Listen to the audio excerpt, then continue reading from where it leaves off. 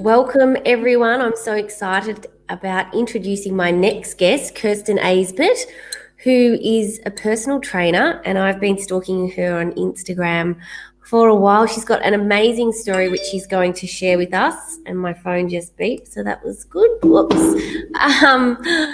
And Kirsten has a very, very interesting background. She's worked in real estate, but how many years ago did you embark on your fitness journey, Kirsten? I think it was almost 4 years ago now. Before that, I didn't do any form of exercising. So it's probably about 4 years ago. I started going to probably 3 or 4 boot camp sessions a week. And then from there, obviously, I've got into personal training and obviously competing and taken my fitness levels to the next level. Yeah, we'll talk about to the next level. I think that's an understatement. So I'm going to share with everybody who's watching. Oh, hang on, I've ruined the surprise. This is the before and after. So is it true that you actually lost 30 kilos? Yes. That is a lot. Lot. It's quite amazing when you look back and think how much I've actually lost to where I am now. Wow. And so how old are you? How old are you now? You're 30? 30, yeah. And so what was the catalyst? What happened in order for you to go, I'm going to completely transform myself? Was it like an event, or was it just something that happened gradually? Well, I actually went through a divorce. So I was married and it didn't end too well. And I think after that, I struggled a fair bit with obviously my anxiety and I'd put on a fair bit of weight, wasn't obviously eating well or exercising or anything like that. And then I thought I just needed to make a change to obviously go back to the healthy person I was when I was younger. So I started obviously getting into exercise, and then from there I've obviously focused on my nutrition and also my mental health and my mindset as well. Wow, well, it's an amazing transformation. Now, I want to ask you, how is it possible that you look like you do and you lose 30 kilos eating Kit Kats and Lindt chocolate for breakfast? Can you talk us through what that's all about? So I focus on flexible dieting. So I have a set of macros set out for me on a daily basis. So if I want chocolate, I include it into my daily macros. So I put everything into my fitness pal. So as long as I can still enjoy obviously chocolate and then still live a balanced lifestyle that still align with my goals and my weight loss goals. Wow, amazing. I love it. Is that oats that yummy chocolate stuff is on? What kind of oats are they? They look delicious. So I have them every day, actually. They're protein oats, and I use chocolate protein powder. So it doesn't even actually feel like it, or it's like not eating healthy, but it is. Amazing. So how did you learn about macros? Because I've heard a lot of stuff, and I mean, I think like every woman, I've tried every single diet that there is. And now I'm 42. I just feel like my weight has just I'm stuck, and I've got this like 3 kilos that I want to lose that just won't budge. And it's all around my stomach and my ass, like every woman, I think. And I've heard of macros, but it seems really complicated. So what is it and how do I learn about it? Well, I think I learned a lot about it last year when I was competing. Before that, I didn't really track my macros as much as I do now. So I learned a lot through having my own coach. So every week he sets out my macros for me based on my weight and my goals. So you've got your protein, carbs, and fats. And it's my aim, obviously, to hit a certain amount of protein, fats, and carbs each day. Wow. And so how does like the everyday person learn about macros? I use MyFitnessPal because there has been times when I've counted my calories, but I think that my issue is I'm counting calories and I'm not counting macros. Yeah. So how would I use my fitness pal to work this shit out and unlock the key to this like seemingly crazy diet? Well, there's ways you can do it online. There is like macro calculators. So you just obviously insert your height, weight, your goals, how active you are, and it'll calculate your maintenance calories. And then there is options where you can obviously cut or gain, and it'll put you in a deficit of how many calories, and it'll also break down how much protein, carbs and fats that you should be having per day. And then pretty much you just enter those details into MyFitnessPal, and then work out your meals from there. Wow. Okay. I'm definitely going to look into doing that. But let's go back to your personal journey, because I think that everybody wants a get quick fix diet or like the fad diets. Can you talk us through over 4 years how hard it's been to get to where you are now, and what's the things that you've had to do and sacrifice to be able to have the body that you wanted? I think probably the biggest sacrifice during like my prep last year, for 20 weeks, we had to cut out all alcohol.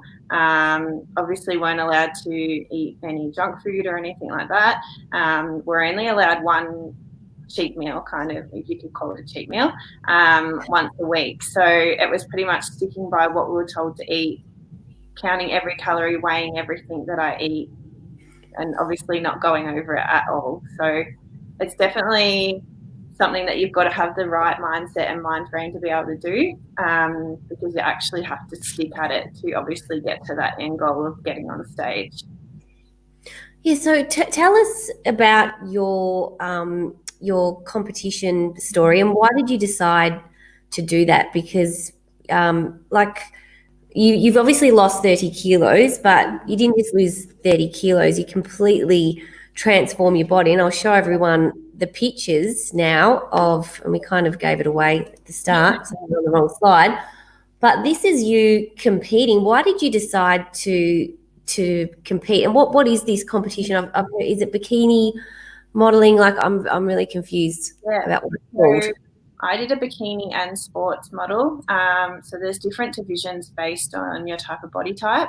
So bikini model is obviously more of a bikini type of body. Sports is the one where obviously I'm wearing the black little outfit there. So that's obvious. Sport is more that you show a bit more muscle definition, but not as much as the next division up, which is called fitness, whereas you're quite show a lot of quite like muscle definition. So if you've seen some really girls that are really, really muscly, they would obviously be in the fitness division. To be honest, I think I didn't really know what competing was before I signed up for it. I think I got to a point where I'd lost a lot of weight and I was going to my personal trainer, and I think I just wanted that next challenge and the next goal to set. Because I've always been the type of person that I need to have a goal that I'm working towards, I don't know, just to keep me motivated. So I signed up for the comp, and then, there we go. 20 weeks later, I'm on stage. Wow, it's amazing. It's such a brave thing to do, to get up there in your bikini. And I've obviously been watching you on LinkedIn, and I've interviewed a couple of other women who've been in this industry as well, and it's like it's really expensive and it's a lot of work. Like you need a posing coach, like your bikinis cost like crap loads of money. It's a massive commitment. What's it actually like being a part of that industry? Is everyone friendly? Is it like a community, or is it a bit bitchy? Like I think on stage, like on show day, some of the girls that were backstage were quite bitchy. It was kind of like they didn't want to talk to you because I think they were obviously competing. Like we're all competing against each other, but there's some of them that actually take it really seriously and won't even talk to you backstage. Then there's other girls that I'll still talk to now that I met on comp day that are really, really lovely and supportive. And obviously we follow each other on Instagram. So you kind of get a bit of a variation of kind of people who compete. Yeah, amazing. And so what was the biggest learning about yourself going through that journey? I think the biggest thing was obviously, I think you just obviously had to alter your mindset to know that you had to do everything that your coach set out for you to do. Like there was no cheating on your diet. You had to get your steps in, had to do your cardio, had to train 6 days a week. So I think once you get in that mindset of knowing that you've got to do it to get to that point, you just do what you've got to do, and you just give it everything. It's kind of like having another job, to be honest. I can imagine. So, when you were training for that competition, what did your day look like? Just so that everyone can get a picture of the level of commitment and discipline that you had. Well, I was getting up at 4:30 every morning. Wow. Every day? Yeah, every day. Even on Saturday and Sunday? Yep. Shit. Had to do 45 minutes cardio in the morning. And then, because obviously I had to do it before work. And then on Saturdays, we had check-ins every Saturday at 7 a.m. So I had to do it before we had check-ins. And then I had to do 20,000 steps every day. So I was walking about 15 Ks every day. So yeah, there was a lot of walking and lunch breaks and everything like that. So, and then had to train for about an hour and a half every night, 6 days a week. Wow, that is intense. That is, and for 20 weeks you did that religiously. Yeah, every day. What did you learn about yourself? I think I learned that I can be quite determined and dedicated to something that I'm set out and doing. Pretty much I had to prioritize that over a lot of other things. Like I couldn't go out for dinners with friends. I couldn't do certain things like that because this was my main priority. So I think I had to obviously get a little bit selfish in a way. And that's what any change is really about, isn't it? Is putting yourself first and stop doing things that make other people happy and doing what you need to do to make yourself happy. So that's, I think, really important. Yeah. So just for everybody listening, because I think there's a lot of women out there who really struggle with their weight or are just in a position where they want to make some changes, what would your advice be in terms of starting the journey? Because obviously going to the extreme of the level of training that you were doing, you essentially be like an athlete. You are training like an athlete. You look amazing. Like you can just tell how fit you are. You don't go from day one being a bit overweight to doing that. So what would be the first steps to take? I think just take each day as it comes and just take baby steps. Like don't go in full force because then obviously you won't stick to it. Like it's taken me 4 years to get to where I am. Like it's not just going to happen overnight. But if you keep at it and just, take baby steps and just not rush the process, results will actually start to happen and then it'll just become your lifestyle. Yeah, yep, because, they say it takes 21 days to make or break a habit, and then it takes 90 days to embed it so that it just becomes your hard wiring. Would you agree with that? Yeah, definitely. And so what's your routine now? Are you going to continually compete, or are you having a break, or what's the go? So I'm having a break this year and I'm hoping to compete in October next year. So I've got a little while. And so what's your routine look like now? Your normal routine? Because you still look really fit. So I still try to get in about 12,000 steps a day, just depending on my goal. If I'm wanting to lose a little bit of weight, I'll up my steps, or if I'm wanting to maintain, I'll reduce them. So I'm still training 5 days a week. And I still obviously follow a strict meal plan. Like I meal prep every Sunday. I'm probably at the moment I'm on about 2,000 calories a day. So I'm maintaining my weight at the moment, but obviously still have the energy to train hard and gain more muscle, which is my aim at the moment. Amazing. And you kind of touched on mindset in the beginning. Did you do any work with a coach around your mindset and your values and beliefs? And I think that for a lot of women, we use food and alcohol and other things as a crutch to mask sometimes shit that's going on. I know I do. I think that we're not alone there. No. Have you got any advice, or can you talk us through that? I didn't really go to any coaching or anything like that. I know just one day I just started just focusing on myself a lot more and just focusing on my goals and what I want out of life. I think like when I was in a relationship, I probably didn't look after myself as well as I should have. I kind of neglected my own happiness and my own needs. So I think after that, I just kind of shifted my mindset to just focus on me and focus on the positive things in life and just avoid more like negative situations and negative people as well, and just put my goals first before anything else.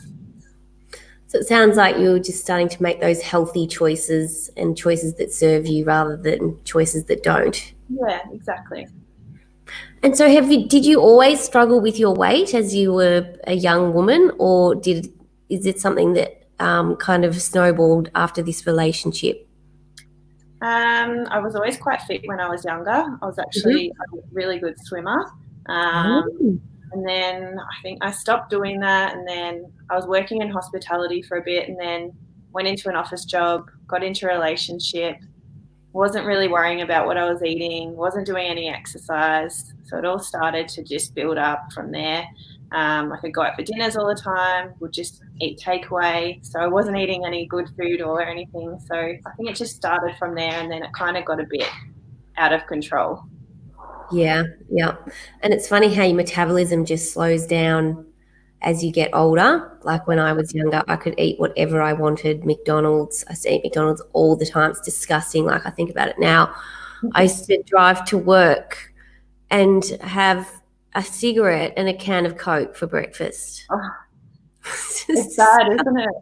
So disgusting. I used to eat McDonald's like all the time. I loved McDonald's. I mean, now McDonald's, like, it's just disgusting. Like, it's so gross. I don't even remember the last time I had McDonald's. Yeah, I think the only time I have it is when I'm hungover. Yeah. So, how do you balance, like, having a good time and letting your hair down with being so strict? Because you're obviously now super disciplined. You've changed your mindset. Do you let your hair down? Do you still have a drink every now and then? I do. It took me a little while after comp prep. I struggled a little bit getting back to having a balanced life. Like I would try to avoid certain things, but now I work out hard. Like I work hard, I eat healthy. So I think everyone should enjoy that little balance in life. Like it's okay to do that. Yeah, for sure. I think that any form of extremism is sometimes, I think, an unhealthy thing. Like when we become obsessed. Like I've got a pretty obsessive personality, so I mean that like I'm either all in 100% or all out. So I think that you do need to have balance. Yeah, definitely. So the other thing I want to talk about is you have started working at a new fitness centre. You're actually from Ballarat. Yeah. But tell us about your new role as a personal trainer as in this training centre. I can't remember what it's called. All I know it's got AF on the end of it. Yeah. So it's called Sweaty AF. Body AF. Sweaty AF. Sweaty AF, and we don't need to let everyone know what AF stands for. I was pretty cute. Just before you got on here, you were saying that your mum was like, "What's the AF stand for?" Yeah, she quite a little bit of a shock there, but yeah, it's pretty exciting. It's a new gym opening up in Ballarat, so it's kind of based on working out in kind of a nightclub environment. So it's going to be dark. It's got lights, loud music. Its aim is to obviously make you feel confident and a little bit sexy, and know that it's okay, and I know, like, just make you feel like no one's watching you when you're working out. So it's kind of a new gym that there's nothing really like it. So I think it's going to be, I don't know, I think it's going to be a little bit of a game changer for Ballarat, to be honest. Mm. So it's pretty exciting. And I saw, because I was looking it up and I was thinking, oh, I hope they have one here, because like I would love to go to a gym where I feel like I'm at a nightclub. Yeah. I'm a bit old for nightclubs now, but I do miss going to the old nightclub and smashing it out. But one of the things I read was that you do like the workout, but there's also like a breathing thing. It's like a holistic kind of form of exercise. So can you tell us what you do when you go to Sweaty AF? Yeah. So it's pretty much it's like a functional fitness, group fitness. So it's based on cardio and weightlifting. And then at the end, it's kind of cool actually. So the lights on the ceiling are LED lights. So we switch them to kind of like a nighttime theme. So it looks like you're looking up at the stars. Yeah, it's pretty cool. And then we do like a 5-minute meditation, obviously, just to relax the mind, get you started for the day. And yeah, just obviously thank your body and yourself for going to the workout and just focusing on the positives for the day and everything like that. So it's pretty cool. Yeah, so it's kind of a holistic health approach rather than just being about, punishing your body. I think that we all know now and understand the connection between mind, body, and soul, and it's really important to be balanced. And I know that meditation for me has been a game changer, and I try and meditate every morning. I didn't do it this morning because I had a really bad night's sleep, so I've got a sore hip. But anyway, from doing too much exercise, and then I've started doing this because I always like to try new things and push myself. I've started this flexibility, like functional flexibility course. And I think that I just went a little bit too hard with it, and I've just loosened up my hips too much. And now my hip is like, I was lying in bed last night and it was throbbing, like burning pain. Yeah. So anyway, I guess that's another question. What's been like some of the low points that you've experienced along this journey? Because I'm sure that it hasn't been all shits and giggles. No. Like, how do you deal with the low times? And have you ever hurt yourself and not being able to train? And I'm sure that there's been some things that have happened. Yeah, well, I think probably it was the start of the year I hurt my knee, actually. I dislocated my knee. And I got really upset, actually, because I got told that I wasn't obviously allowed to train lower body for a little while, which really hit me quite hard because I train legs 3 times a week.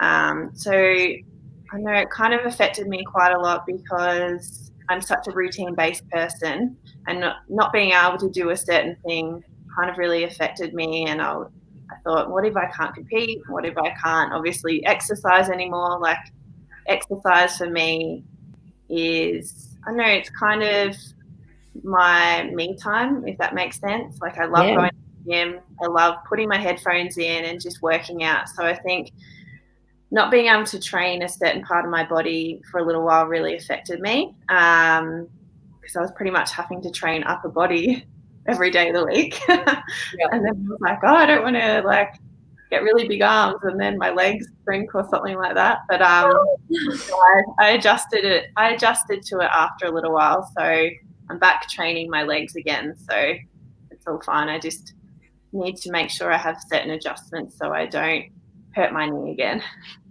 Yes. Yeah. I guess that when you're training 6 days a week, you're inevitably going to wear certain things down and have little injuries and niggles. I think that anyone who works out knows that our bodies, unfortunately, as we get older, they just start to wear out. I was like, as soon as I turn 30, this has to happen. Oh, yeah. It's well, I'm 42, and anyway, I won't go into what happens when you get to 42. anyway. But I think that obviously if you look after yourself and you keep active, you're going to slow down the aging process 100%. Oh, definitely. Like the amount of people that will say to me that I don't look 30 because I work out all the time, I eat healthy. So it makes a big difference. For sure, it totally does. So what's the vision for the future look like for Kirsten? Where do you see yourself in like 5 years' time? Yeah. Well, hopefully my online business will be going successfully. Hopefully I'm looking maybe potentially at buying my own gym. But that's a long-term goal. Hopefully in 5 years I would have achieved that. The plan with the new gym in Ballarat is that we'll eventually build new gyms in other places. So you never know, we might have one in Melbourne. So potentially I would like to maybe buy into the business and start my own gym somewhere else. Amazing. And so what is your online business? Tell us about that.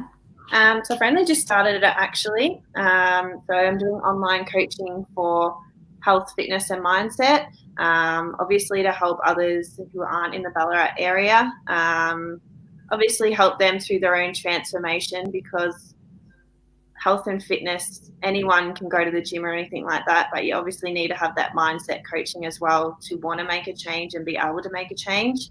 So I've just started that business as well. So hopefully that goes all well and all to plan, and hopefully bigger and better things come from that. Amazing. Well, it's an amazing story. I'm so proud of you. It's such an awesome achievement to lose 30 kilos and completely change your life. I'm sure that a lot of people are inspired listening to your story and knowing that it is possible, because I think a lot of women struggle with weight loss. So thank you for sharing your story with us. I guess what would be your parting advice to all the women or men out there who are wanting to lose weight? What would you say to them? I think just focus on yourself and not compare yourself to other people. Obviously, everyone has their own chapter 1 and everyone's at different stages of their transformation. So just stick to what works best for you. It's like me. People look at me now and they don't see from where I've started, and they'll often compare themselves and think that they can't do that. But we all started somewhere, so you just need to focus on that day one and obviously not compare yourself to someone else who might be more advanced than you. Amazing, great advice. And so if people want to find you, where can they learn more about what you do? Yep.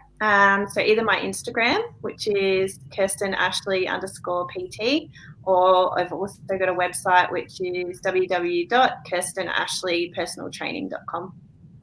Amazing. Thank you so much for sharing your story. I'm sure that people are very interested in learning about macros now, knowing that you can have a Kit Kat for breakfast.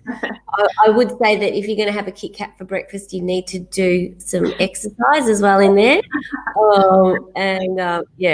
Would that be true? Yes. When I've been counting calories before using MyFitnessPal, I think I was on 1,200 calories a day. Wow. So that's not very many calories. No. Anyway, I probably need to speak to you more and learn more about this macro thing, because it's very interesting to me. But it's a lot to learn, but it's so interesting once you know all about it. Yeah, and so sorry, I'm just backtracking a little bit, but do certain people have different body types which dictate their metabolism? Oh, definitely. Like so many people will have a high metabolism. So there's a lot of girls that their aim is to put on weight, because obviously their body metabolism, like they have a really high metabolism. So often they'll lose weight quite easily. So often with girls like that, you'll need to put them on higher calories in order for them to grow muscle. Wow. I wish I was like that. That'd be great. That would be good, wouldn't it? It's like my husband, I remember like up until the last 3 years, he would always want to put on weight. Like I need to put on weight and didn't want to lose weight. And then he got to like 45, and then his metabolism slowed down. Yeah. And then recently he's like weighed the most that he ever has. Yeah. And he was freaking out, going, I need to lose weight. So he just cut out like one meal and stopped drinking. And he's lost like 4.5 kilos in 4 weeks. Yeah. Drinking is such a big thing. Massive thing. Massive. Alcohol, that's a huge thing that will definitely help. Yeah, for sure. It's empty calories is the way someone's described it to me. And it's sugar. It's just sugar. Oh, yeah, exactly. And so many people don't realise how many calories are there in certain drinks. Oh, I know. And it's like I've read lots of stuff around we're the only animals that drink calories. Like we drink sugary drinks. Yeah. And we're the only animals that can't decipher between being thirsty and hungry. Yeah. So someone once told me that if you're ever hungry, to have a drink and then see if you're still hungry, because a lot of the time you're actually just thirsty. Yeah. Yeah, crazy. I've actually started doing intermittent fasting. I don't know if you've... Yeah. So pardon? How's that going? Good. Yeah. So I don't eat it until like 12:30, 1 o'clock. Yeah.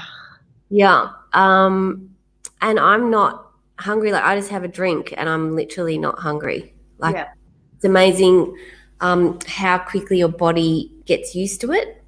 Oh, definitely. And then every now and then I'll do like 24 hours or 48 hours of fasting and just completely clean out my body, and I feel high like when I'm doing it. Like I just get this point, my brain's just like bzzz. Oh yeah. It's really weird. Yeah.